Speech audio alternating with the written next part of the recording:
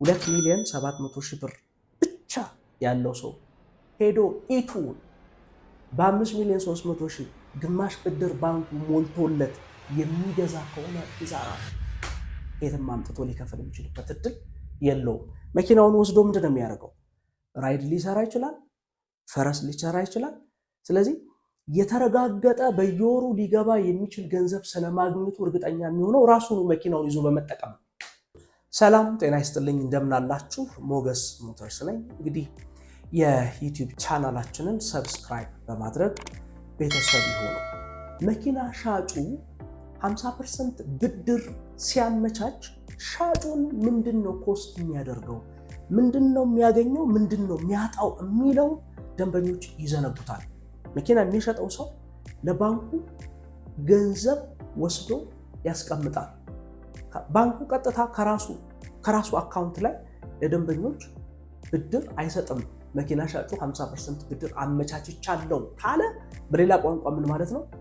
ያ መኪና ሻጭ ባንኩ ላይ ወስዶ 200 ሚሊዮንም 300 ሚሊዮንም በተወሰነ የታይም ፍሬም ውስጥ የብድር ሂደቱ እንዲጠናቀቅ ተደርጎ ሚሞራንደም ወይም ደግሞ የስምምነት ውል ይገባል። ከቢዝነስ ፐርስፔክቲቭ ስናየው በርከት ያሉ መኪኖች እጁ ላይ ካለና መኪናውን ቶሎ ቶሎ ሸጦ ለማውጣት አንዱ ቴክኒክ ምንድነው ማድረግ ይችላል? ባንክ ብድር 50% ማመቻቸት። ከማጋ ኤክስ ከሚባል ባንክ ጋር ምን ጥቅም አጥቶ ምን ጥቅም አግኝቶ? የሚያጣው ጥቅም ካሽ ወስዶ በመስጠቱ በዛ ካሽ ይሰራ የነበረን ትርፍ ወይም በዛ ካሽ ይገኝ የነበረን ጥቅም አጥቶ ነው። እሺ ሊጠቀም የሚችለው ነገርስ ደግሞ ብለን እናንሳ። በካሽ 6 ሚሊዮን ብር ይሸጥ የነበረን መኪና 1 ሚሊዮን 300 ሺህ ጨመረ እንበል፣ 7 ሚሊዮን 350 ሺህ አደረገው። አንድ ደንበኛ የኤሌክትሪክ መኪናንም ሆነ የሃይብሪድ መኪናን በባንክ ብድር ተመቻችቶ ሲገዛ እሱ ይዞት የወጣው የብር መጠን ለምሳሌ ያክል 6 ሚሊዮን ብር ቢሆን ባንክ በ50% ብድር ተመቻችቶ የ3 ሚሊዮን ብር አድቫንቴጅ የሚያስገኝ 50% ብድር የተመቻቸ ከሆነ እጅጉን ያዋጣዋል። ነገር ግን እሱ በጀት አድርጎ የመጣው 3 ሚሊዮን ብር ብቻ ከሆነ ነገር ግን የሚገዛው መኪና የ6 ሚሊዮን ብር ብድር የሚገዛ ከሆነ ግን ኪሳራ ውስጥ የሚከተው ስለሆነ ይሄንን አይነት የብድር አካሄድ ወይም ደግሞ ይሄንን አይነት የብድር ስርዓት ተከትሎ መኪናን መግዛት ለከፍተኛ ኪሳራ ይዳረጋል። ለምሳሌ አብዛኞቻችሁ የምታውቋትን BYD E2 4 ሚሊዮን 300 ሺህ እየተሸጠች ትገኛለች በካሽ። ስለዚህ እሱ 4 ሚሊዮን 300 ሺህ ነበረው ወይም አዘጋጅቷል፣ በጀት ይዟል 4 ሚሊዮን 300 ሺህ። ባንክ ብድር እንዳለ ሲሰማ ስንት ነው ሲል የ1 ሚሊዮን ብር ጭማሪ እንጨምርበት 5 ሚሊዮን 300 ሺህ አይደል? የ5 ሚሊዮን 300 ሺህ ግማሽ ነው ከተባለ ስንት አገኘ እሱ እጁ ላይ? 2 ሚሊዮን 700 ሺህ ተረፈው። በ2 ሚሊዮን 700 ሺህ ገንዘብ ገቢ ማምጣት የሚችል የገንዘብ ገቢ ማምጣት የሚችል በካሽ ቀላል ምሳሌ በካሽ ኢስታር ሄዶ በ2 ሚሊዮን 700 ሺህ ቢገዛ የመኪናውን ንብረት ለሱ ሆኖ በቀን 2000 ብር በወር 60 ሺህ ብር ማስገባት የሚችል መኪና ሊገዛለት ይችላል። ስንቱ? 2 ሚሊዮን 700 2 ሚሊዮን 750 ሺህ ኢስታር ገዝቷል። 00 ነው። ታርጋ ሊብራ አውጥቷል፣ ጨርሷል፣ ለክራይ ሰጥቷል። በቀን 60 ምናምን ሺህ 60 ምናምን ሺህ ብር የዛኛው መኪና ወራዊ ክፍያ ነው። አፕሮክሲሜትሊ ከ60 እስከ 70 እናደርገው። ይሄንን ብር ወስዶ እዛኛው ጋር የሚያስገባው ሹፌር ቀጥሯል፣ ክፍያ ለሹፌር ይከፍላል፣ ወንድሙ ሊሆን ይችላል፣ የስራ ዕድል ፈጥሯል። ከዚህ ጋር ወስዶ ያንን ብር ለኢቱ ነው የሚከፍለው። ከ4 ዓመቱ በኋላ ብድሩ ሲጠናቀቅ ይሄ ሰውዬ 2 መኪና የሚኖርበት እድል ሰፊ ነው። መኪና ሻጩ ከባንኩ ጋራ ውል ሲያስር ትልቁ ጥቅም መኪናው ላይ 1 ሚሊዮን 500 ሺህ ብር ጨምሮ ሲሸጥ ያኔ ጌን ያደርጋል። በተሰጠው ገንዘብ ባንኩ ላይ በተቀመጠው ገንዘብ መኪናው ላይ ምን አገኘ? ትርፍ አገኘ። አንደኛ መኪናው ተሸጠ፣ ሁለተኛ ያዋጣኛል ይሄ ነው በዚህ ገንዘብ ልክ ባስቀመጥኩት ገንዘብ ልክ ከአንድ መኪና ይሄን ያህል ላገኝ ይገባል ባለው ልክ እሱም ገንዘብ ያገኛል። የዋጋው ግነት የሚታየን መኪናው የሚሸጠው 4,300,000 በካሽ በባንክ 5,300,000 አልኳቸው። 2,700,000 ብር ብቻ ያለው ሰው ሄዶ ኢቱን በ5,300,000 ግማሽ ብድር ባንኩ ሞልቶለት የሚገዛ ከሆነ ኪሳራ የትም አምጥቶ ሊከፍል የሚችልበት እድል የለውም። መኪናውን ወስዶ ምንድን ነው የሚያደርገው? ራይድ ሊሰራ ይችላል፣ ፈረስ ሊሰራ ይችላል። ስለዚህ የተረጋገጠ በየወሩ ሊገባ የሚችል ገንዘብ ስለማግኘቱ እርግጠኛ የሚሆነው ራሱን መኪናውን ይዞ በመጠቀም ነው።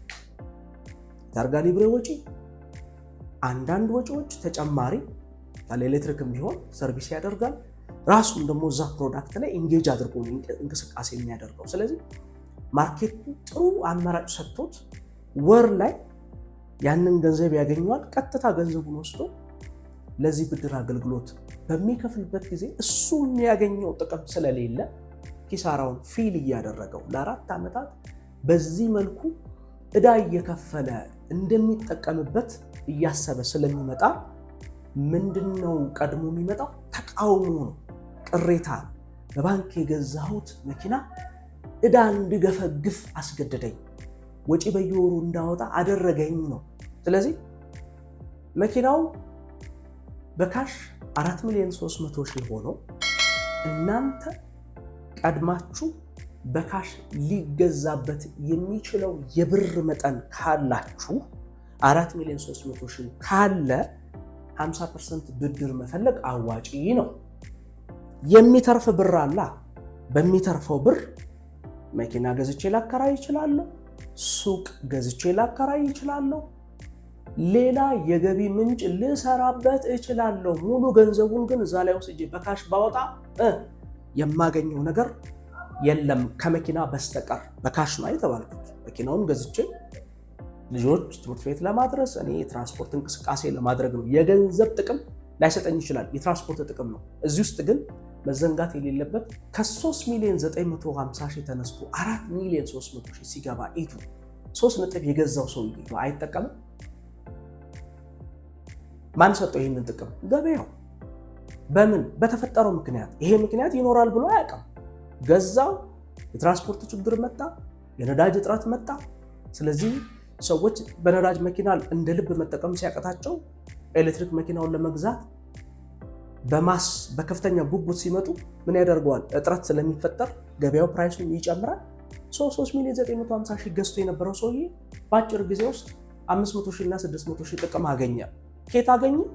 ገበያው በሰጠው አማራጭ፣ ገበያው በሰጠው እድል። ስለዚህ አንድ ነገር እኔ እጠቀምበታለሁ ብዬ ሳስብ የመጀመሪያው እኔ ብቻ በማድረግ ላገኝ የምችላቸውን ጥቅም ነው ታሳቢ የማደርገው። ለምሳሌ መኪናውን ገዝቶ የራይድ የፈረስ አገልግሎት ገቢ እንዲሰጠኝ ማድረግ፣ ለትራንስፖርት ለቤት ለራሴ መጠቀም ነው። ከዚህ ውጪ ንብረቱን በመያዜ ሌሎች ሁኔታዎች እኔ ኮንትሮል ማላደርጋቸው በእኔ አስተዋጽኦ የኔን ፕሮዳክት ዋጋ ከፍ የሚያደርግልኝ ሁኔታ ካለ ላኪ ነኝ፣ ታድያለሁ።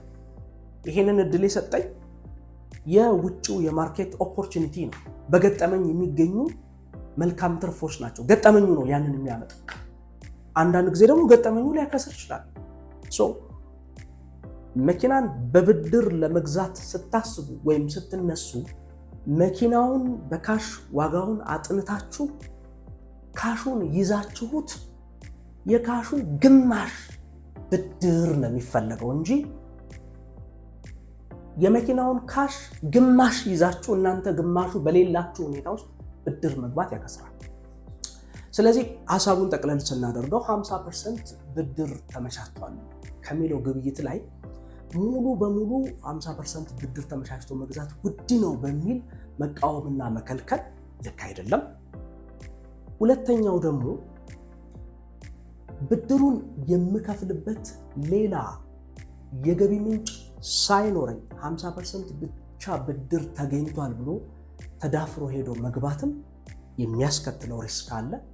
ሶስተኛው ደግሞ ምንም ሳላውቅ ወደፊት ይጨምራል፣ ይኸው አሁን እንደውም ጨመረ አይደለ እንዴ እናንተና እንዲህ በመግዛታቸው ተጠቀሙ አይደለ እንዴ በሚል ምንም ግራውንድ ሳይኖረኝ ሳላውቅ ሄጄ ሊጨምር ይችላል በሚል መነሻ በሌለኝ ሁኔታ ሄጄ ደግሞ ብድር መግባትም ልክ አይደለም። ከመኪና ጋር በተያያዘ ተጨማሪ መረጃ ግንዛቤ ለመጨበጥ እንግዲህ ሰብስክራይብ ማድረግ እንዳይዘነጋ።